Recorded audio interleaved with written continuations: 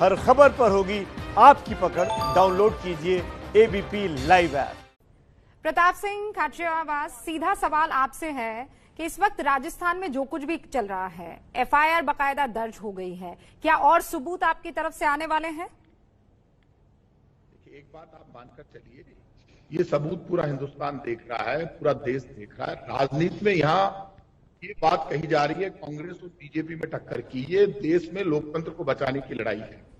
सरकार चाहे कांग्रेस की या बीजेपी की हो, लेकिन इस तरह से जो इस बार जो षड्यंत्र खेला गया, ऐसा कभी नहीं हुआ। पूरा देश देख रहा है, सारे सबूत सामने आ गए। ऐसे में तो बीजेपी के बड़े नेताओं को सामने आकर जवाब देना चाहिए और साफ आगे आकर बताना चाहिए कि ये जो सब कुछ हुआ, आखिर ये तो अब तो ऑडियो आ गए। और यदि कोई ये कहता ऑडियो गलत है, तो वॉइस की, आप जानते हो वॉइस का टेस्ट होता है। अब सब कुछ पिक्चर क्लियर है। लगातार मुख्यमंत्री अशोक गहलोत जी कहते रहे कि भारतीय जनता पार्टी षड्यंत्र कर रही है, मेरी सरकार को गिराने का षड्यंत्र कर रही है, बार बार कहते रहे। और ये सब कुछ होने के पहले कह दिया गया।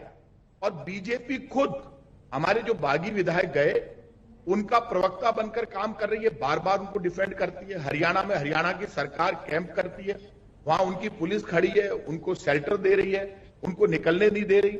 आप अचानक बीजेपी को इतना प्रेम जाग गया बागियों से, तो बीजेपी को यह तय करना पड़ेगा। केंद्र सरकार की बड़ी भूमिका होती है पिता के रूप में।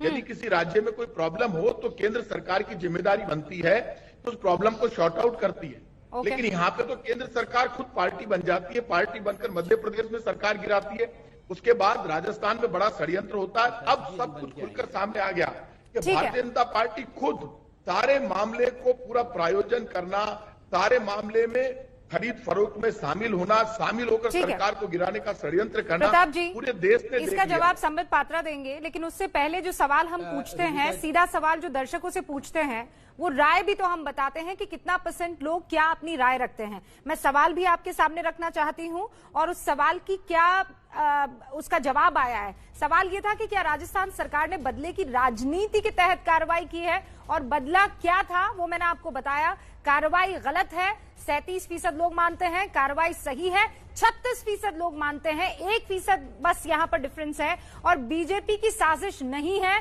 27% लोग ये बात मानते हैं। संबित पात्रा, देखिए, यहां पर मंत्री जी को मैंने बड़े ध्यान से सुना। उन्होंने कहा ये षड्यंत्र भारतीय जनता पार्टी का है, एक ऑडियो आया है। मैंने तो आज एक वीडियो भी देखा है।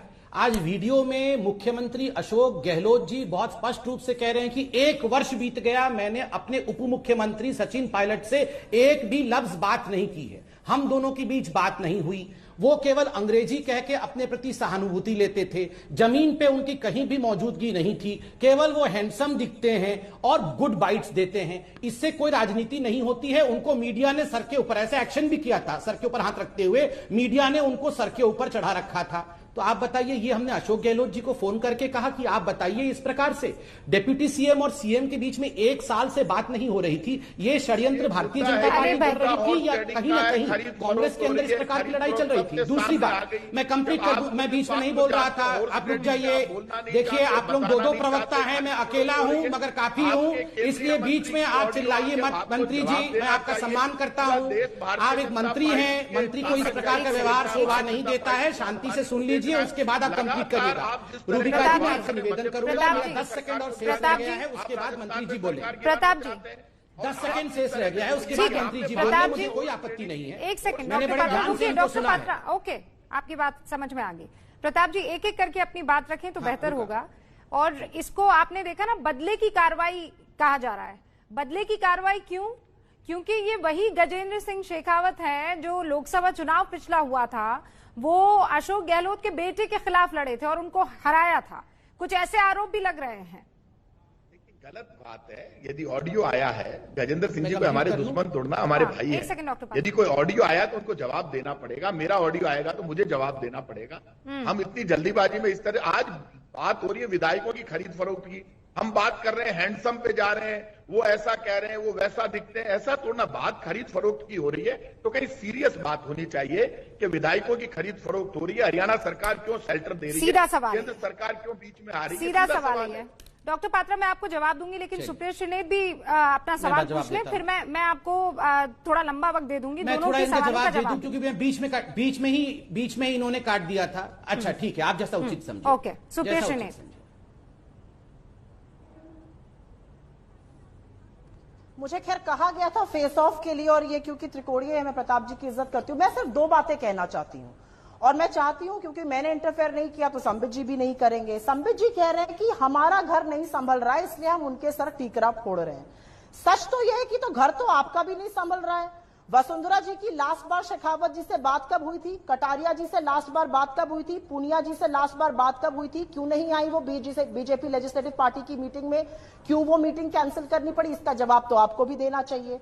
आप कोई हरिश्चंद्र की औलाद तो यहां पर है नहीं, हम सब यहाँ पे पॉलिटिशियंस हैं। आपको एकदम से इतनी संवेदना हो गई है सचिन पायलट और उनके सम्मान और स्वाभिमान और उनके हक की।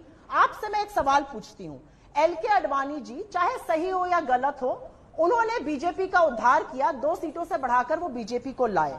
जब प्रधानमंत्री बनने का समय आया तो राजनीतिक समीकरण ऐसे थे कि अटल जी प्रधानमंत्री बने, आडवाणी जी छोड़कर तो भाग नहीं गए, हम कोई उनके यहाँ दियसलाई मोमबत्ती लेकर तो पहुंच नहीं गए। आडवाणी जी ने 2004 से 2014 तक मजबूत विपक्ष का काम किया। 2014 में जब फॉर्च्यून्स बदले तो उनको मंडली में बिठा दिया गया मार्गदर्शक की, और मोदी जी ने उनको यूसर्प कर लिया। आज आडवाणी जी कहां है किसी को पता ही नहीं है। ये राजनीतिक समीकरण होते हैं, इसका जवाब दीजिए आप। क्यों आडवाणी जी को डेप्यूटी प्राइम मिनिस्टर बनकर संतोष करना पड़ा था? रूबिका जी, मैंने दोनों कांग्रेस के प्रवक्ताओं को बड़े ध्यान से सुना है, थोड़ा लंबा समय दीजिएगा, क्योंकि 1 वर्सेस 2 है, इसलिए थोड़ा समय दीजिएगा। नंबर 1, मुझे तो आश्चर्य हुआ, यहां मंत्री जी जो बैठे हुए हैं राजस्थान से, उन्होंने कहा केंद्र सरकार पिताजी होती है, पिताजी क्या कर रहे हैं, पिताजी को बैठ के सब कुछ करना चाहिए। आप बताइए, अब मोदी जी बुला के सचिन पायलट और गहलोत जी की सुलह करवाएं?